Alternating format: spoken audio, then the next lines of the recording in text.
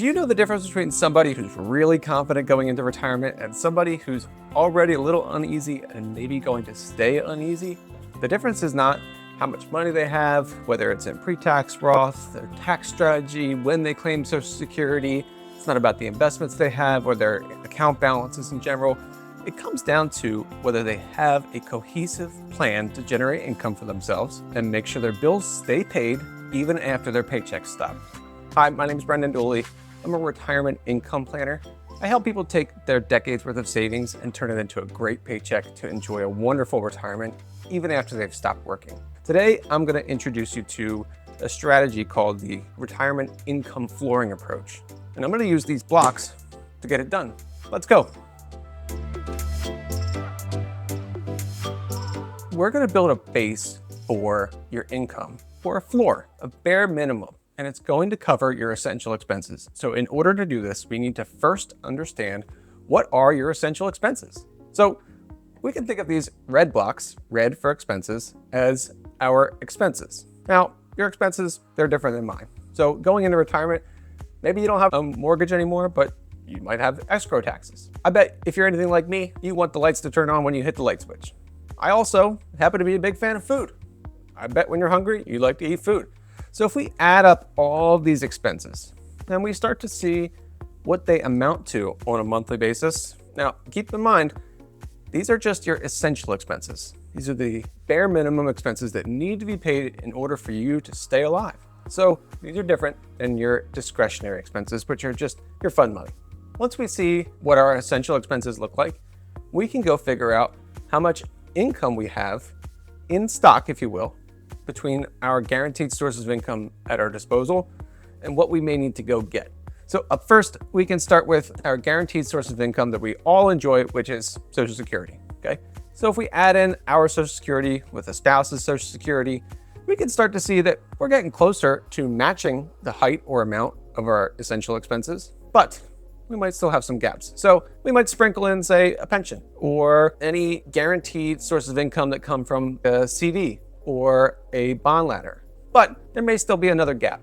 And if there is a gap, that's when we might need to use something like an annuity to fill that gap and make sure that our essential expenses are covered by guaranteed sources of income. Okay.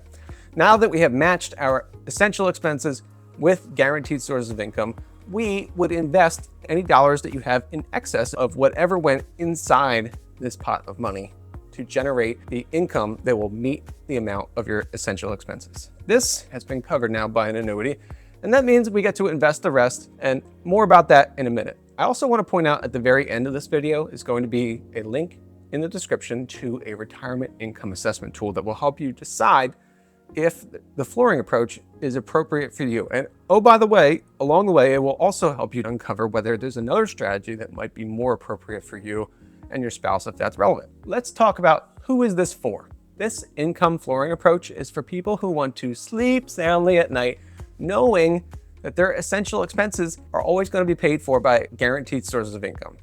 People who don't want to take market risk to cover their bills. Now, other advantages that you should be aware of.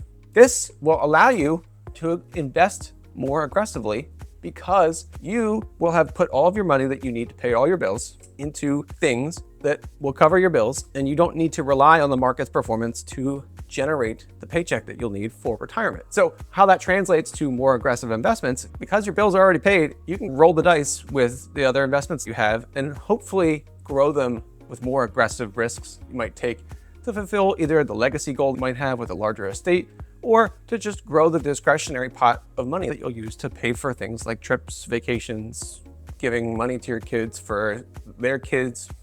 This can offer the option for you to invest more aggressively, or the license maybe is probably a better way of phrasing that. It also insulates you from market volatility to pay your bills because your essential expenses are already covered with these guaranteed sources of income.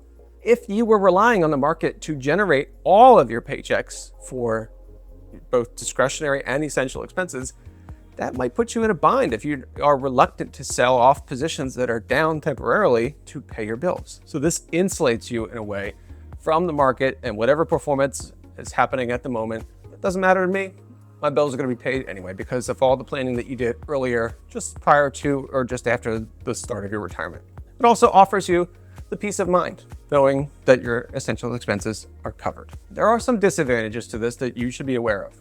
This comes with additional inflation risk, reinvestment risk, interest rate risk that may not be present in other retirement income strategies. If you have any questions about anything I just mentioned, I'd be happy to go through how that might be relevant to you and the investments that you have or should have going into retirement. Finally, this comes with some additional opportunity cost. Say you were short after adding up your Social Security amounts and any other source of guaranteed income like a pension, and you had to use something like an annuity.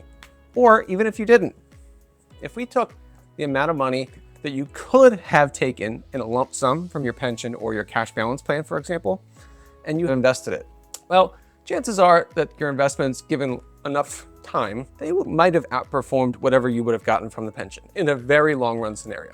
Same thing for whatever you might have put into an annuity that's now generating you income. So the trade-off for the guaranteed sources of income that's over here might be that you may not make as much in the long run because your money was tied up in investments that were sending you a paycheck rather than investments that were focused on growth. Okay, so there are some opportunity cost trade-offs that may not matter to you if you're the kind of person who would be interested in the income flooring approach to begin with. This can be more complex than some other retirement income strategies. So like I mentioned earlier, in the video's description, there will be a link to a free retirement income assessment tool. If you have $2 to $5 million and you want to find out if the retirement income flooring approach is right for you or another approach would be more appropriate, that would be a great way to figure out if you're just starting, which one of these is probably best for me given my situation and my preferences. Who is this not for? This is not for people who want to absolutely maximize their wealth. Now, you're probably sitting there saying, Brendan, of course I want to maximize my wealth. I don't blame you. But for some people, it might be more comfortable for them to say, you know what? I can give up some of the upside potential of my portfolio in exchange for the certainty of knowing that my essential expenses are always going to be paid from guaranteed sources of income. And if that sounds like you may be a good candidate for the income flooring approach. Now, if you have $2 to $5 million saved for retirement, this could very likely be you. I would say that you have already kind of won the game. Now, I don't know you, I don't know your situation, and certainly don't know your expenses. So I'm not pretending like this is a uniform fit for you just because you have $2 to $5 million. But I am saying that if you do have $2 to $5 million saved for retirement, chances are that you did that through some great savings along a long career and a lot of hard work. So you also did that by keeping a very manageable lifestyle.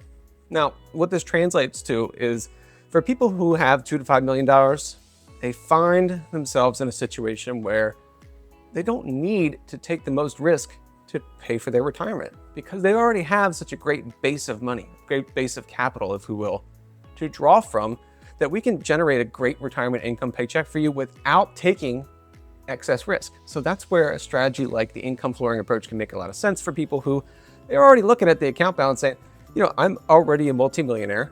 I'm not billionaire wealth, but I am doing pretty well. And I don't need to take a lot of risk, but I also would just prefer to trade in, if we will, some of the money that I have in exchange for some of the uncertainty that I don't want anymore. Take the risk off the table of how do I pay my bills? Okay, I just want to put some money into something and it's going to help me generate all the money I need every month to pay my essential expenses, okay? If you do have $2 to $5 million saved for retirement, the free retirement income assessment will help you figure out which strategy will be right for you and other ones that may not be right for you. If this video was helpful, please like the video, subscribe to my channel, and be sure to take that retirement income assessment tool. The future you will be thanking you. Thanks for watching.